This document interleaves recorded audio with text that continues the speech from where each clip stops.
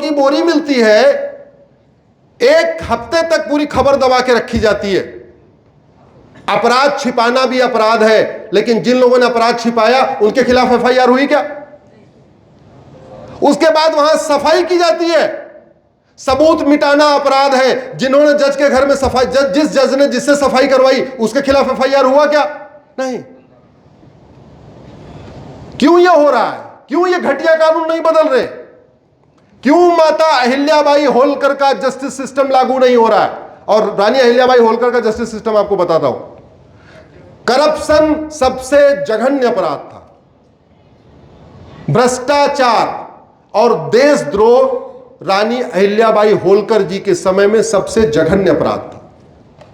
और यह उन्होंने किससे लिया? यह उन्होंने लिया छत्रपति शिवाजी महाराज से। छत्रपति शिवाजी महाराज के समय में भी भ्रष्टाचार और देशद्रोह सबसे जघन्य अपराध था। और सजा क्या थी? छत्रपति शिवाजी महाराज के समय सजा यह थी, जो जासूसी करेगा, गद्दारी करेगा या भ्रष्टाचार करेगा, उसका हाथ पैर बांध के प्रतापगढ़ किले से पीछे वाली दीवार से 100 फीट नीचे कुएं में, खाई में क्या करना है? बस। और रानी अहिल्याबाई होलकर जी का क्या सिस्टम था? जो भ्रष्टाचार करेगा, जासूसी करेगा, गद्दारी करेगा, उसको हाथ पैर बांध के, कहां रहती थी वो? जोर से बोलिए जरा। महेश्वर में। कौन सी नदी बहती थी वहां पे? तो बहती है सीधे हाथ पैर बांध के जल समाधि। ये था कानून का खौफ। और कहां से उन्होंने किया होगा? मैं जब सोचता हूं कि रानी अहिल्याबाई होलकर ने यह सिस्टम एडॉप्ट कैसे किया होगा। वो भगवान शंकर की पूजा करती थी, लेकिन मुझे लगता है वो तुलसीदास जी का रामचरितमानस बहुत पढ़ती थी। तुलसीदास जी क्या कहते हैं? भगवान श्री राम क्या कहते हैं? भय बिन होय। यह सिस्टम रानी अहिल्याबाई होलकर जी ने लागू किया। भगवान कृष्ण क्या कहते हैं? सठे साठ्यम। यह सिस्टम रानी अहिल्याबाई होलकर जी ने लागू किया। हमारे दादा परदादा क्या कहते थे? लोहा लोहे को। यह सिस्टम उन्होंने लागू किया। और दुनिया के जिन देशों में रानी अहिल्याबाई होलकर जी का जस्टिस सिस्टम लागू है, न वहां घूसखोरी है, न कमीशनखोरी है, न जमाखोरी है, न मिलावटखोरी है, न कालाबाजारी है, न नशा तस्करी है, न मानव तस्करी है, न सोना तस्करी है, न माओवाद है, न नक्सलवाद है, न जिहाद है, न धर्मांतरण है, न लब जिहाद है, न लैंड जिहाद है, न रोहिंग्या घुसपैठ, न बांग्लादेशी घुसपैठ, कुछ भी नहीं है। क्यों? क्योंकि भय बिन होय प्रीत। और हमारे देश में झूठ बोलना फ्रीडम ऑफ एक्सप्रेशन कहलाता है और सच बोलना हेट स्पीच कहलाता है। एक लड़की ने कुछ सच बोल दिया था, हेट स्पीच का मुकदमा हो गया। और एक हमारे यहां 55 साल का नेता रोज झूठ बोलता है, रोज बोलता है। मतलब भारत कैसे कैसे रिकॉर्ड बना रहा है। 55 साल का नेता युवा नेता कहला रहा है, और जिसकी जनसंख्या 25 करोड़ है वो अल्पसंख्यक कहलाता है। अरे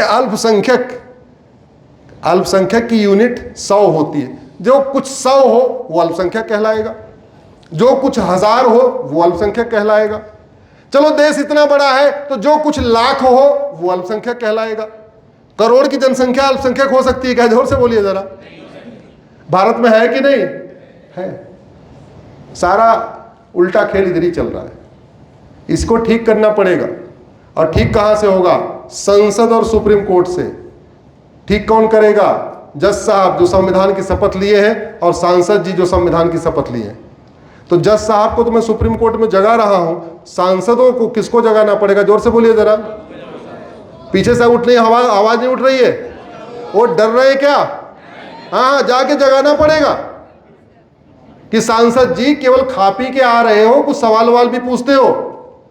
0 आवर में बोलो, क्वेश्चन आवर में बोलो, प्राइवेट मेंबर बिल पेश करो। सांसद आप इसीलिए बने हो। और प्राइवेट मेंबर बिल पेश करना हो तो हमसे संपर्क करवा देना, बिल बना के मैं दे दूंगा। और कहीं जाने की जरूरत, फ्री में बिल बना के दे दूंगा। तो भारत में जस्टिस विद इन ईयर करने के लिए क्या करना पड़ेगा कि यूनिफॉर्म पुलिस कोड लागू करना पड़ेगा, एक यूनिफॉर्म एडमिनिस्ट्रेटिव कोड लागू करना पड़ेगा, एक यूनिफॉर्म जुडिशियल कोड लागू करना पड़ेगा, झूठ को जघन्य अपराध घोषित करना पड़ेगा। हमारे देश में झूठ बोलना पाप तो है, लेकिन झूठ बोलना अपराध नहीं है। झूठ बोलना फ्रीडम ऑफ स्पीच है। दुनिया के जिन देशों में झूठ बोलना गंभीर अपराध है, वहां पुलिस 8 घंटे ड्यूटी करती है तब भी क्राइम नहीं होता। हमारे यहां पुलिस 16-16 घंटे ड्यूटी कर रही, फिर भी क्राइम कंट्रोल नहीं हो रहा। दुनिया के कई देशों में पुलिस 5 डे वर्किंग करती है, सैटरडे संडे ऑफ रहता है, और हमारे यहां बेचारों को छुट्टी नहीं मिलती। जिनके हस्बैंड या जिनकी घर में कोई पुलिस वाला होगा उसको पता होगा, छुट्टी मिलती नहीं है उनको, और तब भी क्राइम कम नहीं हो रहा। झूठ को गंभीर अपराध घोषित कर दिया जाए, आधी समस्या खत्म। हमारे यहां हो क्या रहा है, मुकदमों की बाढ़ कैसे है, तारीख पे तारीख क्यों है, लंबे लंबे समय क्यों चलता है? क्योंकि वकील का झूठा वकालतनामा फाइल करना कोई सीरियस क्राइम नहीं, झूठी गवाही देना कोई सीरियस क्राइम नहीं। आपके पास गवाह नहीं है, कोई बात नहीं, 1 लाख रुपए ले जाओ, आप कोर्ट में चले जाओ, 10-10 हजार रुपए में 10 गवाह वहीं मिल जाएंगे। जिनको आपने कभी नहीं देखा उन्होंने कभी देखा, जो मन कहो वो आपके पक्ष में लिख के आ जाएंगे। हम जानते हैं जी, जब ये क्राइम हो रहा था हमारे घर में बैठ के पोहा खा रहे थे, जो चाहो वो लिख के दे देंगे। क्यों? क्योंकि झूठ बोलना गंभीर अपराध नहीं है। यूएस में झूठ बोलना सीरियस क्राइम है, सिंगापुर में झूठ बोलना सीरियस क्राइम है, ऑस्ट्रेलिया में झूठ बोलना जघन्य अपराध है। और केवल झूठ बोलना अपराध नहीं है, उन्होंने झूठ पकड़ने के लिए sir narco polygraph brain mapping कानून भी बना रखा है, और हर जिले में उन्होंने लैब भी बना रखी है।